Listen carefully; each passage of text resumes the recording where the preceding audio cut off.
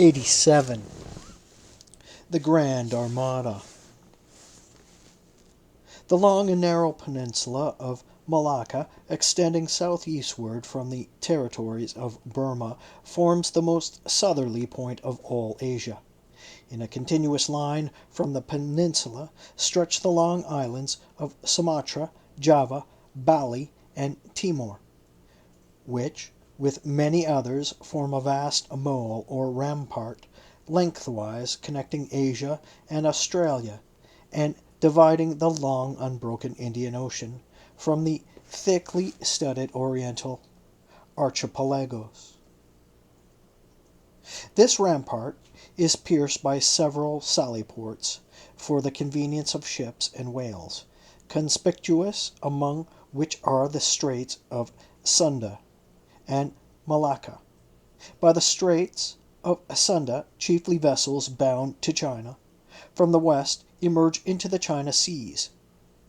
Those narrow straits of Sunda divide Sumatra from Java, and standing midway in that vast rampart of islands, but buttressed by the bold green promontory, known to seamen as Java Head, they not a little correspond to the central gateway opening into some vast walled empire, and considering the inexhaustible wealth of spices and silks and jewels and gold and ivory, with which the 1,000 islands of the Oriental Sea are encircled, it seems a significant provision of nature that such treasures, by the very formation of the land, should at least bear the appearance, however ineffectual, of being guarded from the all-grasping Western world. The shores of the Straits of Sunda are unsupplied with those domineering fortresses which guard the entrances to the Mediterranean, the Baltic, and the Propontis. Unlike the Danes, these Orientals do not demand the obsequious homage of lowered topsails from the endless procession of ships before the wind, which for centuries past, by night and day, have passed between the islands of Sumatra and Java, freighted with the costliest cargoes of the East. But while they freely waive a ceremonial like this, they do by no means renounce their claim to more solid tribute. Time out of mind, the piratical proas of the Malays, lurking among the low-shaded coves and islets of Sumatra, have sallied out upon the vessels sailing through the straits, fiercely demanding tribute at the point of their spears. Though by the repeated bloody chastisements they have received at the hands of European cruisers, the audacity of these corsairs has of late been somewhat repressed, yet even at the present day we occasionally hear of English and American vessels, which in those waters have been remorselessly boarded and pillaged.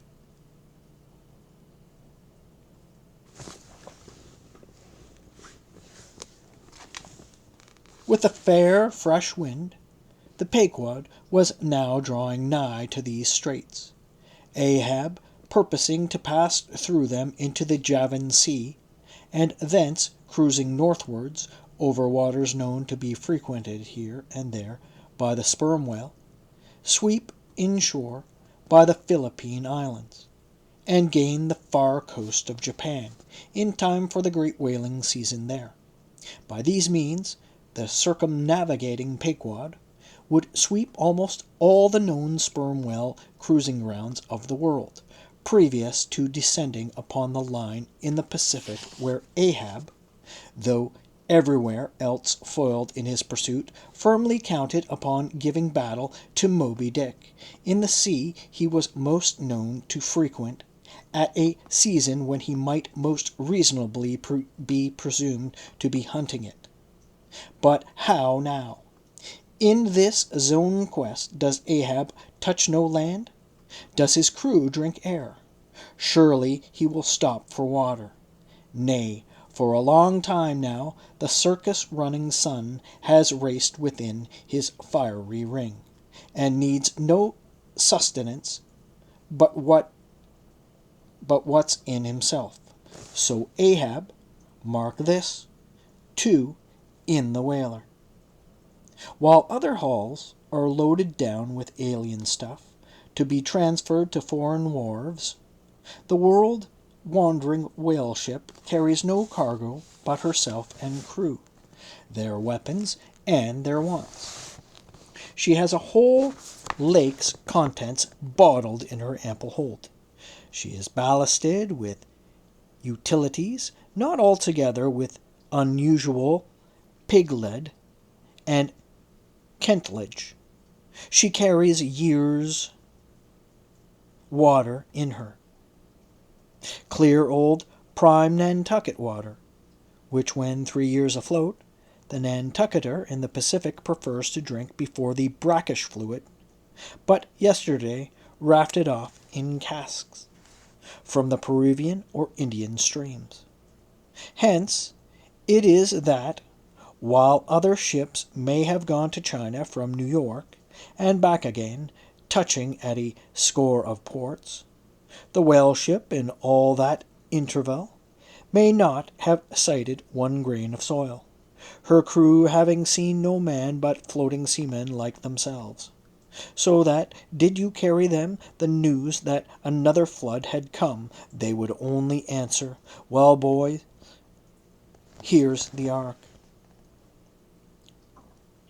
Now, as many sperm whales had been captured off the western coast of Java, in the near vicinity of the Straits of Sunda, indeed as most of the ground round about was generally recognized by the fishermen as an excellent spot for cruising, therefore, as the Pequod gained more and more upon Java Head, the lookouts were repeatedly hailed and admonished to keep wide awake. But though the green palmy cliffs on the land soon loomed on the starboard bow, and with delighted nostrils the fresh cinnamon was snuffed in the air, yet not a single jet was descried. Almost renouncing all thought of falling in with any game hereabouts, the ship had well high entered the straits, when the customary cheering cry was heard from aloft, and ere long a spectacle of singular magnificence saluted us. But here it premised that owing to the unwearied activity with which of late they had been hunted over all 4 oceans, the sperm whales, instead of almost invariably sailing in small detached companies, as in former times, are now frequently met with in extensive herds, sometimes embracing so great a multitude, that it would almost seem as if numerous nations of them had sworn solemn league and convenient for mutual assistance and protection. To this aggregation of the sperm whale into such immense caravans may be imputed the circumstance that even in the best cruising grounds you may now sometimes sail for weeks and months together without being greeted by a single spout, and then be suddenly saluted by what sometimes seems thousands on thousands. Broad on both bows, at the distance of some 2 or 3 miles, the forming a great semicircle embracing one half of the level horizon, a continuous chain of whale jets were up playing and sparkling in the noonday air, unlike the straight perpendicular twin jets of the right whale, which, divided at top, fall over into branches. Like the cleft drooping boughs of a willow, the single forward slanting spout of the sperm whale presents a thick curled bush of white mist, continually rising and falling away to leeward.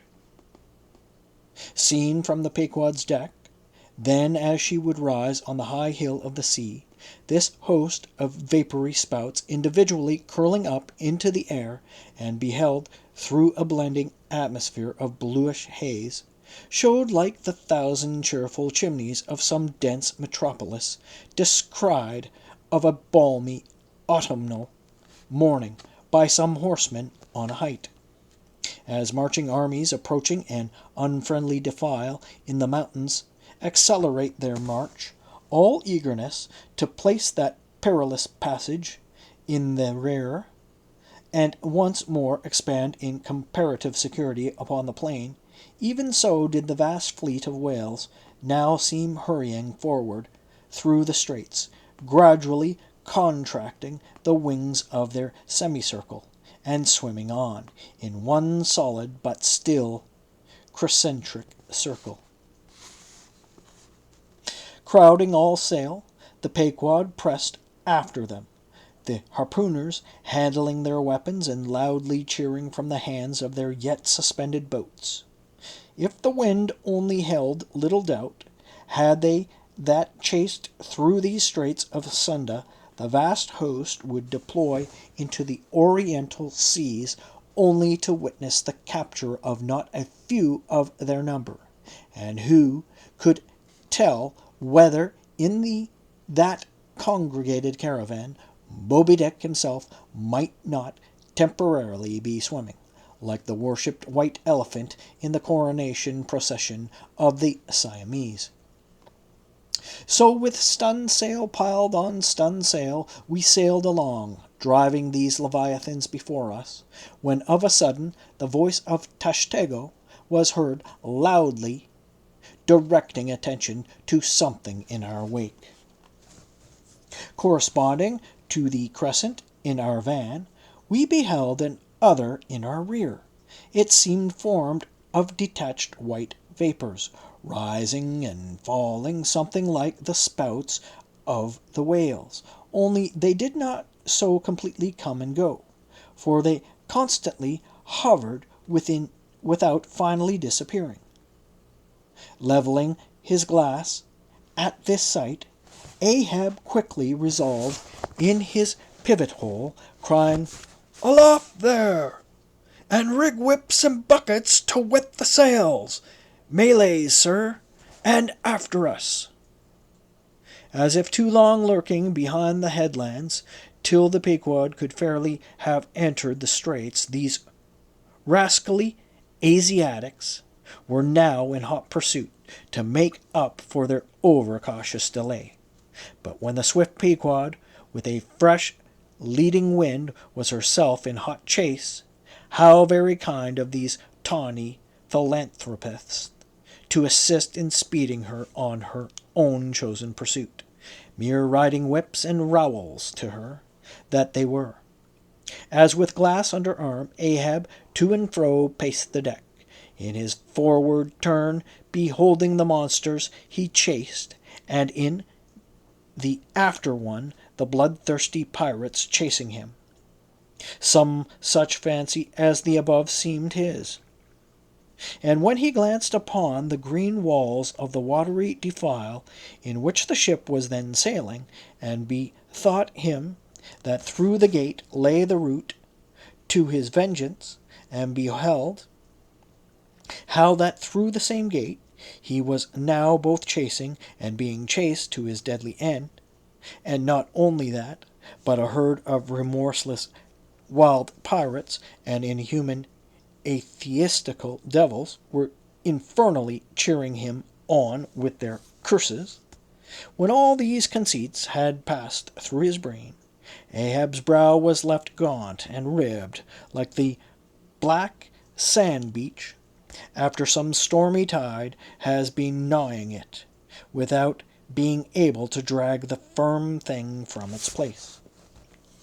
But thoughts like these troubled very few of the reckless crew, and when, after steadily dropping the pirates astern, the Pequod at last, shot by the vivid green Cockatoo Point on the Sumatra side, emerging at last upon the broad waters beyond, Then the harpooners seemed more to grieve that the swift whales had been gaining upon the ship, than to rejoice that the ship had so victoriously gained upon the Malays. But still driving on in the wake of the whales, at length they seemed abating their speed away.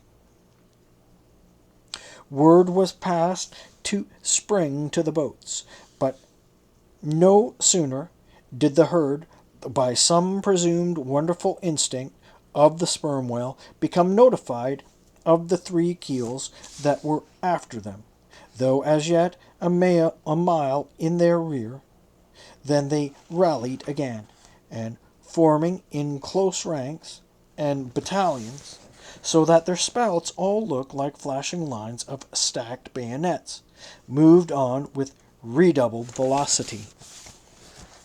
Stripped to our shirts and drawers, we sprang to the white ash, and after several hours' pulling, were almost disposed to renounce the chase, when a general pausing commotion among the whales gave animating token that they were now at last under the influence of that strange perplexity of inert irresolution, which, when the fishermen perceive it in the whale, they say he is gallied. The compact, martial columns, in which they had been hitherto rapidly and steadily swimming, were now broken up in one measureless rout, and, like King Porus' elephants in the Indian battle with Alexander, they seemed going mad with consternation, in all directions, expanding in vast irregular circles, and aimlessly swimming hither and thither. By their short, thick spoutings, they plainly betrayed their distraction of panic. This was still more strangely evinced by those of their number, who, completely paralyzed, as it were, helplessly floated like water-logged, dismantled ships on the sea. Had these leviathans been but a flock of simple sheep, pursued over the pasture by three fierce wolves, they could not possibly have evinced such excessive dismay. But this occasional timidity is characteristic of almost all herding creatures. Though banding together in tens of thousands, the lion-man buffaloes of the West have fled before a solitary horseman. Witness, too, all human beings, how, when herded together in the sheepfold of a theatre's pit, they will, at the slightest alarm of fire, rush helter-skelter for the outlets, crowding, trampling, jamming, and remorselessly dashing each other to death. Best, therefore, withhold any amazement at the strangely gallied whales before us, for there is no folly of the beast of the earth which is not infinitely outdone by the madness of men. Though many of the whales, as has been said, were in violent motion, yet it is to be observed that as a whole the herd neither advanced nor retreated, but collectively remained in one place. As is customary in those cases, the boats at once separated, each making for some one lone whale on the outskirts of the shoal. In about 3 minutes' time, Queequeg's harpoon was flung. The stricken fish darted blinding spray in our faces, and then, running away with us like light, steered straight for the heart of the herd. Though such a movement on the part of the whale, struck under such circumstances, is in no wise unprecedented, and indeed is almost always more or less anticipated, yet does it present one of the more perilous vicissitudes of the fishery. For as the swift monster drags you deeper and deeper into the frantic shoal, you bid adieu to circumspect life, and only exist in a delirious throb. As blind and deaf the whale plunged forward, as if by sheer power of speed to rid himself of the iron leech that had fastened to him. As we thus tore a white gash in the sea, on all sides, menaced as we flew by the crazed creatures, to and fro rushing about us. Our beset boat was like a ship mobbed by ice isles in a tempest, and striving to steer through their complicated channels and straits, knowing not what moment it may be locked in and crushed. But not a bit daunted, Queequeg steered us manfully, now sheering off from his monster directly across our route in advance, now edging away from that whose colossal flukes were suspended overhead, while all the time Starbuck stood up in the bows, lance in hand, pricking out of our way whatever whales he could reach by short darts, for there was no time to make long ones. Nor were the oarsmen quite idle, though their wonted duty was now altogether dispensed with. They chiefly attended to the shouting part of the business. "Out of the way, Commodore!" cried one to a great dromedary that of a sudden rose bodily to the surface, and for an instant threatened to swamp us. "Hard down with your tail there!" cried a second to the another, which, close to our gunwale, seemed calmly cooling himself with his own fan-like extremity. All whale-boats carry certain curious contrivances, originally intended by the Nantucket Indians, called drugs. Two thick squares of wood, of equal size, are stoutly clenched together, so that they cross each other's grain at right angles.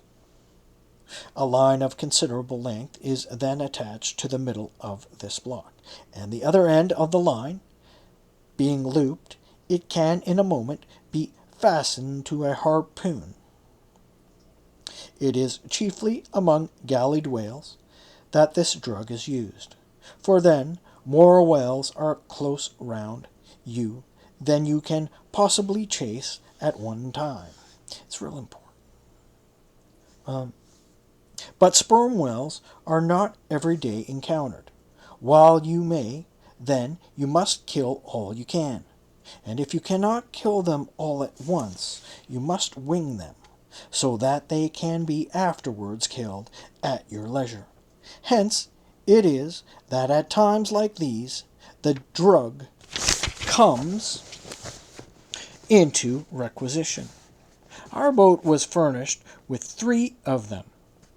The first and second were successfully darted, and we saw the whales staggeringly running off, fettered by the enormous sidelong resistance of the towing drug.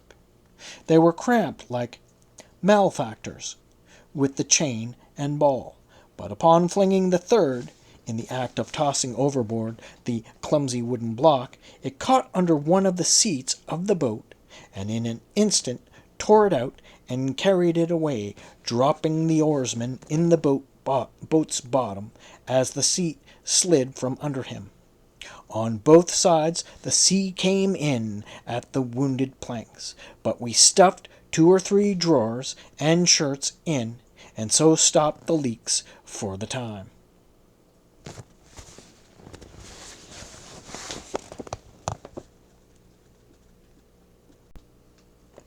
It had been next to impossible to dart these drugged harpoons, were it not that we advanced into the herd, our whale's way greatly diminished. Moreover, that as we went still further and further from the circumference of commotion, the direful disorders seemed waning. So that, when at last the jerking harpoon drew out, and the towing whale sideways vanished, then with the tapering force of his parting momentum, We glided between two whales into the innermost heart of the shoal, as if from some mountain torrent we had slid into a serene valley lake. Here the storms in the roaring glens between the outermost whales we heard but not felt. In the central expanse the sea presented that smooth satin-like surface, called a sleek produce by the subtle moisture thrown off by the whale in his more quiet moods. Yes, we were now in that enchanted calm which they say lurks at the heart of every commotion. And still in the distracted distance we beheld the tumults of the outer concentric circles, and saw successive pods of whales, 8 or 10 in each, swiftly going round and round like multiplied spans of horses in a ring, and so closely, shoulder to shoulder, that a titanic circus rider might easily have overarched the middle ones, and so have gone round on their backs. Owing to the density of the crowd of reposing whales, more immediately surrounding the embayed axis of the herd, no possible chance of escape was at present offered us. We must watch for a breach in the living wall that hemmed us in, the wall that had only admitted us in order to shut us up. Keeping at the center of the lake, we were occasionally visited by small tame cows and calves, the women and children of this rooted host.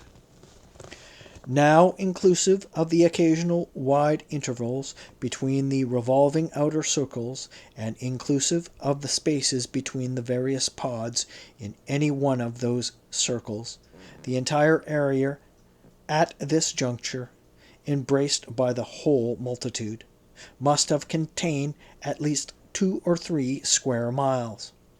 At any rate, though indeed such a test at such a time might be deceptive, spoutings might be discovered from our low boat that seemed playing up almost from the rim of the horizon. I mention this circumstance because, as if the cows and calves had been purposely locked up in this innermost fold, and as if the wide extent of the herd had hitherto prevented them from learning the precise cause of its stopping, or possibly being so young, unsophisticated, and every way innocent and inexperienced, however it may have been, these smaller whales, now and then visiting our becalmed boat from the margin of the lake, evinced a wondrous fearlessness and confidence, or else a still becharmed panic, which it was impossible not to marvel at. Like household dogs, they came snuffing around us, right up to our gunwales, and touching them, till it almost seemed that some spell had suddenly domesticated them. Queequeg patted their foreheads. Starbuck scratched their backs with his lance, but fearful of the consequences, for the time refrained from darting it. But far beneath this wondrous world upon the surface, another and still stranger world met our eyes as we gazed over the side. For suspended in those watery vaults floated the foams of the nursing mothers of the whales, and those that by their enormous girth seemed shortly to become mothers.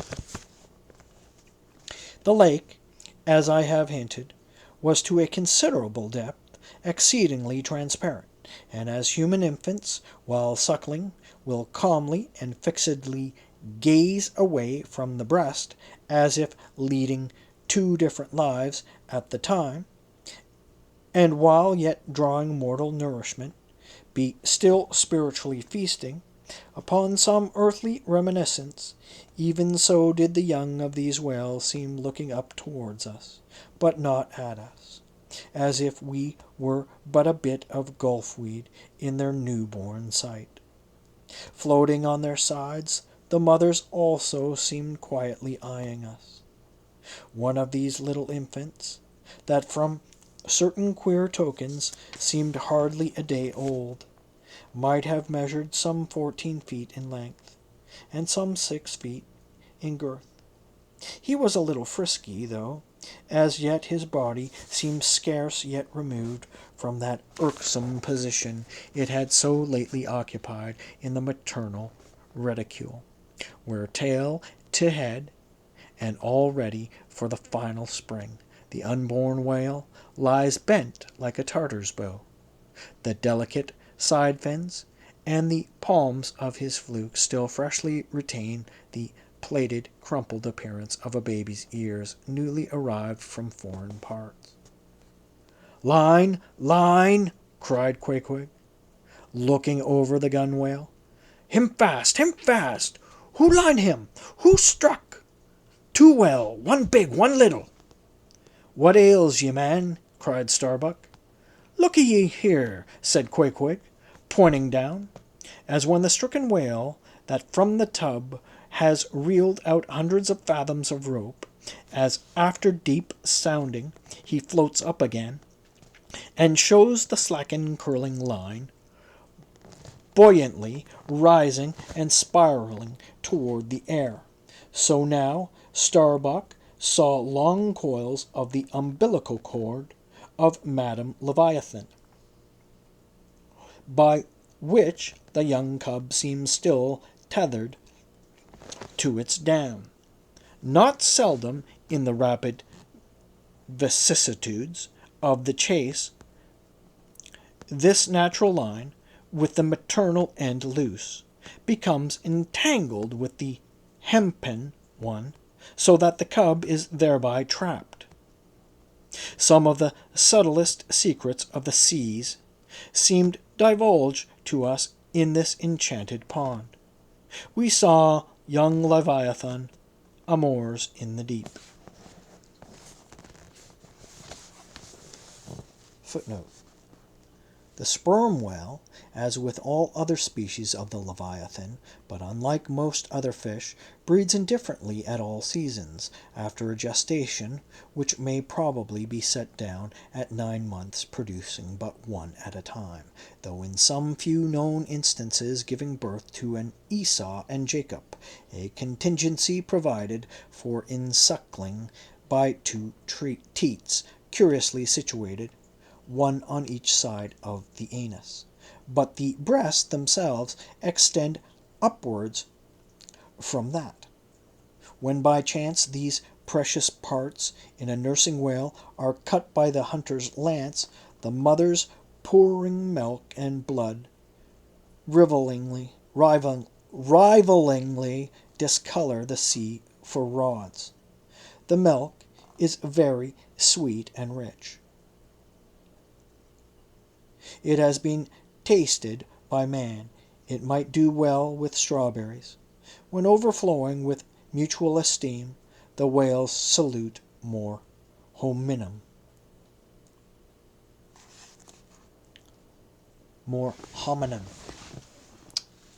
End of footnote.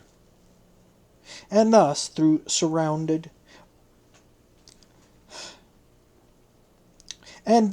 surrounded by circle upon circle of consternations and affrights, did these inscrutable creatures at the centre freely and fearlessly indulge in all peaceful concernments, yea, serenely revelled in dalliance and delight.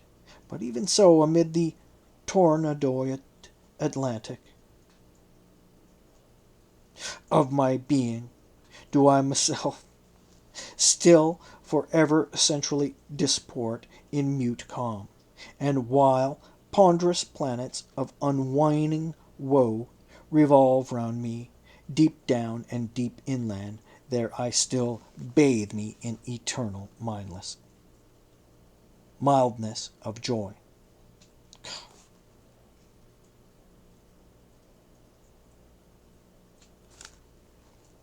Meanwhile, as we thus lay entranced, The occasional sudden frantic spectacles in the distance evinced the activity of other boats still engaged in drugging the whales on the frontier of the host, or possibly carrying on the war within the first circle, where abundance of room and some convenient retreats were afforded them. But the sight of the enraged drugged whales, now and then blindly darting to and fro across the circles, was nothing to what at last met our eyes. It is sometimes the custom, when fast to a whale more than commonly powerful and alert, to seek to hamstring him, as it were, by sundering or maiming his gigantic tail tendon. It is done by darting a short-handed cutting spade, to which is attached a rope for hauling it back again. A whale wounded, as it seemed, had broken away from the boat, carrying along with him half of the harpoon line, and in that extraordinary agony of the wound he was now dashing among the revolving circles like the lone mounted desperado, Arnold, at the battle of Saratoga, carrying dismay wherever he went. But agonizing as was the wound of the whale, and an appalling spectacle enough, anyway, yet the peculiar horror with which he seemed to inspire the rest of the herd was owing to a cause which at first the intervening distance obscured from us. But at length we perceived that by one of the unimaginable accidents of the fishery, this whale had become entangled in the harpoon line that he towed. He had also run away with the cutting spade in him, and while the free end of the rope attached to the weapon had permanently caught in the coils of the harpoon line round his tail, the cutting spade itself had worked loose from his flesh, so that, tormented to madness, he was now churning through the water, violently flailing with his flexible tail, and tossing the keen spade about him, wounding and murdering his own comrades. This terrific object seemed to recall the whole herd from their stationary fright. First the whales forming the margin of our lake began to crowd a little, and tumble against each other, as if lifted by half-spent billows from afar. Then the lake itself began faintly to heave and swell, the submarine bridal chambers and nurseries vanished. In more and more contracting orbits, the whales in the more central circles began to swim in thickening clusters. Yes, the long calm was departing.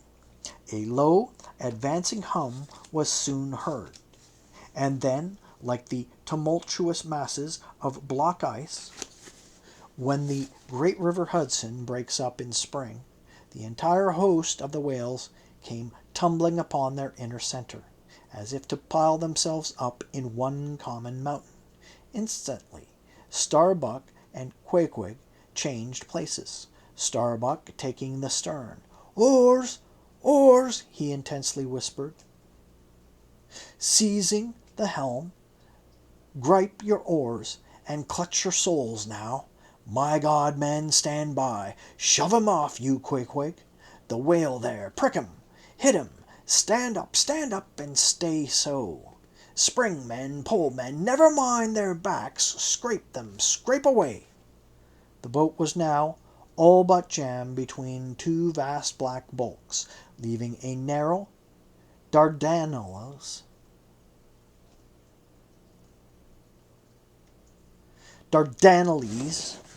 some of these words really, between their long lengths. But by desperate endeavor, we at last shot into a temporary opening, then giving way rapidly, and at the same time earnestly watching for another outlet. After many similar hairbreadth escapes, we at last swiftly glided into what had just been one of the outer circles, but now crossed by random whales, all violently making for one center. This lucky salvation was cheaply purchased by the loss of Queequeg's hat. Woe, while standing in the bows to prick the fugitive whales, had his hat taken clean from his head by the air eddy made by the sudden tossing of a pair of broad flukes close by. Riotous and disordered as the universal commotion now was, it soon resolved itself into what seemed a systematic movement. For having clumped together at last in one dense body, they then renewed their onward flight with augmented fleetness. Further pursuit was useless, but the boats still lingered in their wake to pick up what drugged whales might be dropped astern, and likewise to secure one which Flask had killed and waifed. The waif is a pennant pole, 2 of 3 of which are carried by every boat,